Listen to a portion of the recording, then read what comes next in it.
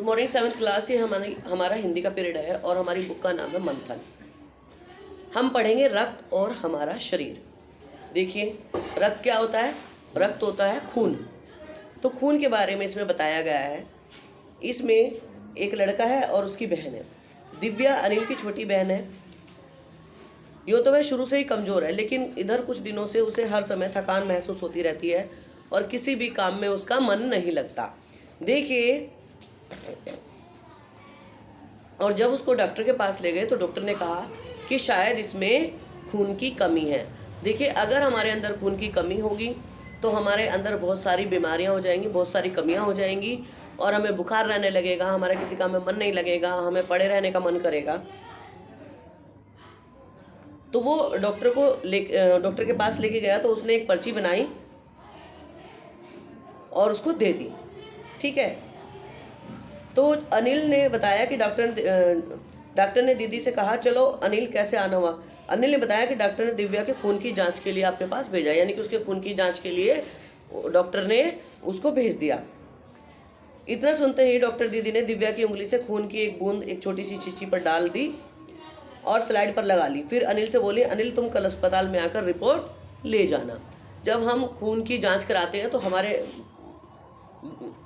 शरीर से, हमारी नसों से खून लिया जाता है, वो स्लाइड पर डाल कर चेक किया जाता है।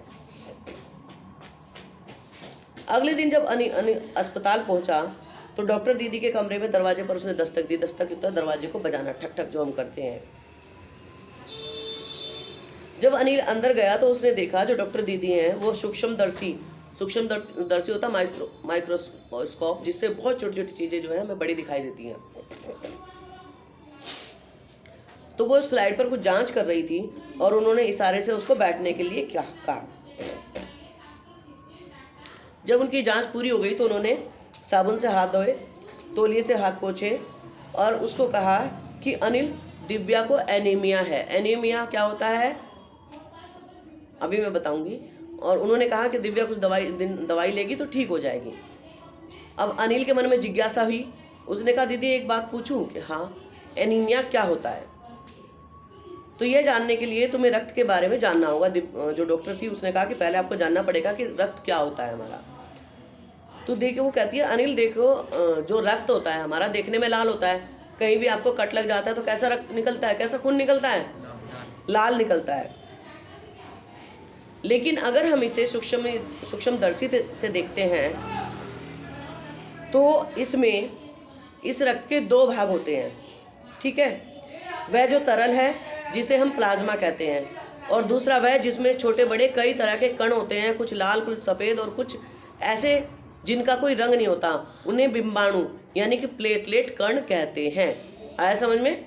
हमारे रक्त में दो चीज़ होती हैं, एक प्लेटलेट्स होते हैं और एक प्लाज्मा होते हैं। ये कण प्लाज्मा में तैरते रहते हैं। जो लिक्विड होता है प्लाज्मा, उसमें ये कण तैरते रहते हैं। कहकर डॉक्टर दीदी ने सूक्ष्मदर्शी के नीचे से एक स्लाइड लगाई, उसे फोकस किया और बोली, देखो अनिल, सूक्ष्मदर्शी द्वारा जो कण तुम्हें दिखाई दे रहे हैं ये लाल रक्त कण हैं। स्लाइड देख लो। मानो आश्चर्य से उछल पड़ा अनिल। रक्त की एक बूंद में इतने सारे कण, इसकी तो वह कल्पना भी नहीं कर सकता था। वह बोला, इन्हें देखकर ऐसा लग रहा है मानो बहुत ही छोटी बालूशाही रख दी हो। यानी कि उसमें छोटी चीज़ भी बहुत बड़ी दिखाई देती है ना। तो बोलती है, लाल कण बनावट में बालूशाही की तरह होते हैं, गोल और दोनों तरह अवतल, यानी कि बीच में दबे हुए। रक्त की एक बूंद में इनकी संख्या लाखों में होती है। यदि हम 1 मिलीलीटर रक्त लें तो उसमें हमें 40 से 55 लाख कण मिलेंगे। इसके कारण ही हमें रक्त लाल रंग नज़र आता है। ये कण शरीर के लिए दिन रात काम करते हैं। सांस लेने पर साफ हवा से जो ऑक्सीजन तुम प्राप्त करते हो उसे शरीर के हर हिस्से में पहुंचाने का काम इन कणों का ही होता है। इनका जीवन काल लगभग 4 महीने का होता है। 4 महीने के होते होते नष्ट हो जाते हैं, लेकिन एक साथ नहीं, धीरे धीरे, कुछ आज, कुछ कल, कुछ अगले दिन। यानी कि जो नष्ट होते हैं उनके बदले दूसरे बनते रहते हैं। तब तो कुछ ही महीनों में ख़त्म हो जाते होंगे, अनिल ने कहा। यह सुनकर डॉक्टर दीदी मुस्कुरा दी। नहीं, ऐसा नहीं होता। शरीर में हर समय नए कण बनते रहते हैं। जो नष्ट हो जाते हैं कण, उनके स्थान पर वो आ जाते हैं। ठीक है। हड्डियों के बीच के भाग, मज्जा में ऐसे बहुत से कारखाने हैं जो रक्त कणों के निर्माण कार्य में लगे रहते हैं। हमारी जो हड्डी होती है वो खोखली होती है, उनके बीच में मज्जा होती है जो हमारे रक्त को बनाने का काम दिन रात करती रहती है। इसके लिए इन कारखानों को प्रोटीन, लौह तत्व, विटामिन रूपी कच्चे माल की ज़रूरत होती है। हम पौष्टिक आहार लेते हैं, जो अब हमारा खून बनता है, हमारा शरीर फैक्ट्री होता है खून बनाने की, तो जब हम उसमें कच्चा माल डालेंगे तभी तो खून बनेगा ना। तो हमें पौष्टिक आहार लेना है, कच्ची सब्जियां खानी है, फल खाने हैं, दूध, अंडे, ये सब हमें पर्याप्त मात्रा में लेने होते हैं। यदि कोई व्यक्ति उचित आहार ग्रहण नहीं करता तो इन कारखानों की आवश्यकता पूरी नहीं होती, और जब पूरी नहीं होगी तो लाल कण जो है वो नहीं बनेंगे, और लाल कण ना बनने की कमी से ही एनीमिया हो जाता है। तो वो कहता है क्या संतुलित आहार लेने मात्र से ही एनीमिया से बच सकते हैं? अनिल ने सवाल किया। दीदी बोली, हाँ, यह कहना काफ़ी हद तक सही होगा। यूँ तो एनीमिया बहुत से कारणों से हो सकता है, किंतु हमारे देश में इसका सबसे प्रमुख कारण जो है पौष्टिक आहार की कमी है। इसके अलावा इस रोग का एक बड़ा कारण पेट के कीड़ों का हो जाना भी है। कुछ बच्चे जो हैं, छोटे होते हैं, वो मिट्टी खाते हैं। कुछ ऐसे होता है कि हम साफ पानी ना पीकर गंदा पानी पीते हैं। कई बार ऐसा होता है कि हम बाजार से फल या कुछ भी लेकर आए, हमने डायरेक्ट वो ऐसे ही खा लिया बिना धोए, या हाथ धोए हमने कुछ भी खा पी लिया। तो बहुत छोटे छोटे बैक्टीरिया होते हैं जो हमें दिखाई नहीं देते, वो हमारे हाथ के माध्यम से हमारे पेट में चले जाते हैं, और पेट में जाकर वो अंडे देते हैं और पूरा फैल जाते हैं। तो जो हम जो भी खाते हैं उसका जो पोषक तत्व है वो हमारे शरीर को नहीं मिलता, और वो जो अंडे होते हैं, अंडे लार्वा त्वचा के रास्ते शरीर में प्रवेश कर आंतों में अपना घर बना लेते हैं। ठीक है, तो इसके लिए क्या करना होता है कि हम जब भी देखो, जब हम टॉयलेट जाते हैं तो नंगे पैर नहीं जाना चाहिए, और नंगे पैर हमें बाहर भी इधर उधर नहीं घूमना चाहिए। तो वो कहता है, अनिल दीदी, या तो आपने बहुत अच्छी बात बताई, फिर आप बोला कि आपने बताया था कि रक्त में सफ़ेद कण और बिंबाणु प्लेट कण भी होते हैं, शरीर में उनका क्या काम है? तो दीदी बोलती है, सफ़ेद कण वास्तव में हमारे शरीर के वीर सिपाही हैं। जब रोगाणु शरीर पर धावा बोलने की कोशिश करते हैं तो सफ़ेद कण उनसे डटकर मुकाबला करते हैं। यानी कि जो सफ़ेद कण होते हैं वो हमारे शरीर के सिपाही होते हैं। जब हम बीमार पड़ते हैं तो हमारे जो वाइट सेल हैं वो कम हो जाते हैं। तो जब वाइट सेल कम हो जाते हैं तो हम जल्दी बीमार पड़ते हैं। वाइट सेल हमारे, जब भी हम कोई बीमारी हमारे शरीर पर धावा बोलती है तो वाइट सेल जो है लड़कर उस बीमारी को भगा देते हैं। और बिंबाणु का काम है चोट लगने पर रक्त जमाव क्रिया में मदद करना। देखिए, अगर किसी को चोट लग जाती है, आपने देखा होगा ब्लड निकलता है, लेकिन कुछ देर में ही ब्लड अपने आप जमने लगता है। ठीक है, अगर ब्लड ना जमे तो आदमी का सारा खून निकल जाए। तो जो है ये जमाव की जो प्रक्रिया है वो भी इन प्लाज्मा के द्वारा ही होती है। ये एक विशेष किस्म की प्रोटीन होती है जो रक्तवाहिका की कटी फटी दीवार में मकड़ी के जाले के समान एक जाला बुन देती है। बिंबाणु इस जाले से चिपक जाते हैं और इस दीवार में आई दरार भर जाती है, जिससे रक्त बाहर निकलना बंद हो जाता है। फिर अनिल बोलता है, दीदी घाव गहरा हो तब खून बहता ही चला जाता है। हाँ, ऐसे समय में उस व्यक्ति को जल्दी से डॉक्टर के पास ले जाना चाहिए, और अगर डॉक्टर समझता है तो वहाँ पर वो क्या लगा सकता है? टाँके लगा सकता है।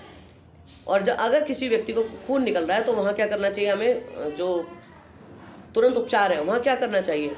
उसको, उस चोट को पहले साफ पानी से धोना चाहिए और फिर साफ कपड़े से उसको कसकर बांध देना चाहिए, जिससे कि रक्त का निकलना कम हो जाए। अगर हम उसको कस के बांध देते हैं तो वहाँ से रक्त बहना कम हो जाता है।